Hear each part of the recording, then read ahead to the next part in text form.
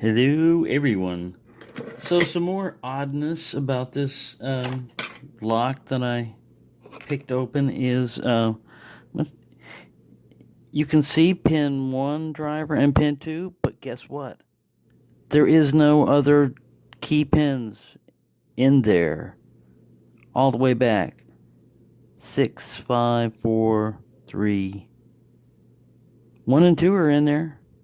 Now, how did I get all those other pins pushed all the way up there in this turn? But yeah, this thing still will not move back to its original position, and it won't go past 90. So I tried tapping another person that is one of the people that I subscribe to, and is one of my subscribers is Native Lockpicker. It's a pretty cool channel. You should check him out. He's very good on locks, man. He goes through stuff quickly. But he said that a lot of times you can reset the core limiter in there by just tapping on the lock, you know. This guy's going to take a little bit more than that. Let me zoom in, see if I can get you to see any of that. But yeah, see there, pin 1 and 2 are there. But if you look over here in the back, empty. There's no key pins. There's no key pins in any of those other holes. It's just the one you're seeing there is 1 is that tall one and 2 is the short one. And that's it. There should be key pins in there if you rotated this, you know. So probably a comb pick would have worked on this thing because it pushed those other guys up. And this other cut is just as low as that number 1 over there. That second one is just a duplicate of it. So if I pushed that pin all the way up, I should have been able to push 2 up too. So that's pretty weird. But I'm basically, let me zoom this guy back out. Basically, I'm going to have to file off the end of this this cap right here, pull the spring out, and the core limiter, and the plug should just push forward after that. So I'm going to pause this after I do that, and I'll show you what we get out of this. Okay, so what I've done is I took a file and I filed off the end of that, and I pulled the little spring out, and you can see in there's a little core limiter, and I just tapped this guy. It's not big enough for me to pull the whole thing out, but it has freed it up so that it can now rotate 180. It still doesn't want to go 90 degrees, but it can go 180, and we've got these removal holes there, so you can see a couple of pins that are going to come out. I also noticed it's one of those hollow core, split core type of skeletonized things, so let me use a stronger tension wrench here because this guy doesn't want to go 180 now. If it doesn't fit, force it. No, that's usually not a good idea. Boing! Somebody just shot across the room. Number 1 just went way over there, number 1 pin. But that's it. See? You should have 5 pins. So now I can sit there. Oh, they're those crappy little blobs of metal type of core pins. So we're not really losing much in this situation here. But yeah. I wonder where my key pins went. Well, there they are. Now they're coming back. Alright, so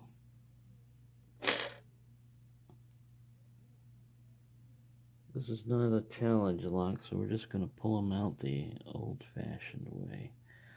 But wasn't that weird that I got 2 pins? There's a driver coming out from the back. Good. Man, that's a long driver. I gotta find this other pin that shot out over here. Here he is. Pin 1. Put y'all in your proper orientation here. Pin 2. And you are that core limiter in 6. So you sit over there and behave yourself. And here's your little spring. It goes with you. Get over here. Come here. Alright. I should be using tweezers anyway. I don't know why. I don't know why I'm not organized over here. There's my tweezers. Right. Now we'll get a little action going here. You get up and go over there. Right. Make sure we can see everything too. Don't want to mess that up. The exciting gutting is about to happen. I'm gonna try. I don't think I'm even gonna need a shim. I'm just gonna let them fall out. But you can see there's a key pin up there in the driver position. And number 5, how did that happen? One wonders. Let him. I'm pulling him back. I'm just gonna let him shoot out in here. Pew! We went there. Oh, caught him. So that's 5. Put you over there. Spring. Let's see if we can get him out without getting too mangled. Steel spring. There you go. Now, get down there with your brethren. Right. Oh, and the key pin. We have the driver, which is a blob of metal that kind of looks like a spool, and a key pin. And then here comes another key pin and another blob. Put the blob down there. There went the spring. And there went the key pin. Alright, so all we got left is 4. Blob, spring, and key pin. Hey, I saw you try to get over there. It's not really important because you're all the same, but no crossing the line. Alright, put your blob in there, and where is the key pin? Where'd he go?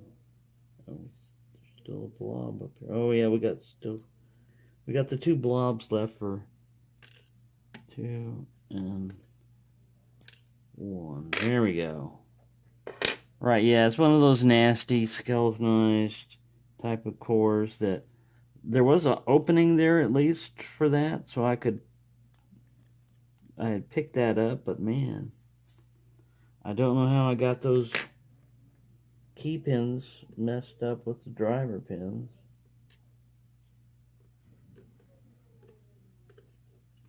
So when I push a pin up, I push it all the way up, not just halfway. I'm pushing that pin as far as I can get it to go.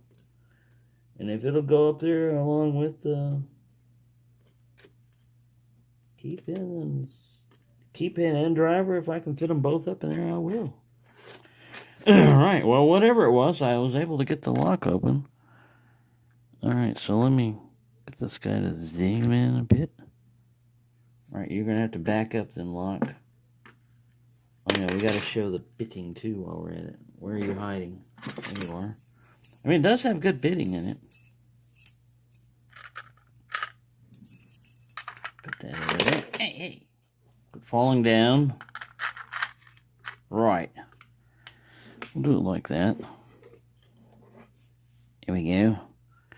And I'll try to zoom in on these guys some more. Yeah, see, they're just blobs of metal. Really, I'm not joking about that. They look kind of like spools and they act kind of like spools. But if that's a spool, man, come on. Have a little pride in your work, man. Get a little better dies or whatever. Replace your mold every once in a while. They really do have a spoolish shape to them. The key pins are all standard. So somehow, these are the only 2 that I picked right. And the rest of these guys I just shoved all the way up in there. Everybody up. Out of the way. So, I hope you enjoyed that. I'll be able to... I've got a grub screw I can put in here and replace that. And I can get this thing back to functioning again, but... it is one of those crappy skeletonized core things, so watch out for that. The only good thing I can say about these cores is at least they still are brass, you know. So they're not plastic. Plastic cores are the worst. And plastic cores are found in disc detainers a lot also. They use plastic in those too, and I hate that, man. If it was high strength, durable plastic, maybe that'd be alright, but they're just, no. They're like the lowest grade plastic you can think of. Let me zoom this guy back out. So, there you go, mystery solved. Somehow I picked that thing the crazy way of picking. They're jumping around. Thank you for watching, and sorry for taking so long to discover what I did, but I'll get this lock back to functioning again, so it's not a total loss.